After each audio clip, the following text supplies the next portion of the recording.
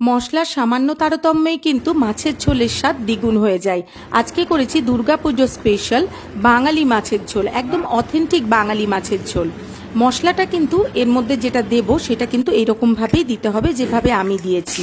প্রথমে সর্ষের তেল দিয়েছি কড়াইয়ে, নুন আর হলুদ মাখানো রুই মাছগুলো, এটা আপনারা কাতলা মাছ দিয়েও করতে পারেন, রুই মাছগুলো ভেজে তুলে রাখবো। এই মাছটাকে আপনারা ম্যারিনেশনও করতে পারেন কাঁচা সর্ষের তেল আর শুকনো লঙ্কার গুঁড়ো দিয়ে। আমি কিন্তু সেসব কিছুই করিনি।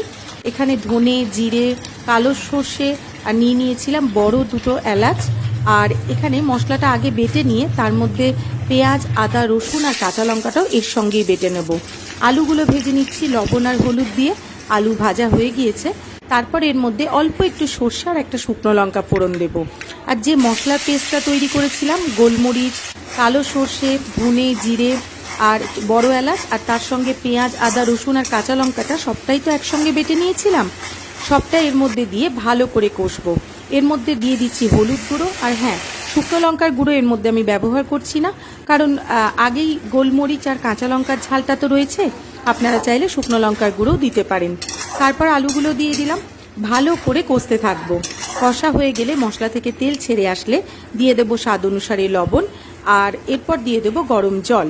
তারপর সব শেষে মাছ দিলেই তৈরি হয়ে যাবে বাঙালি রুই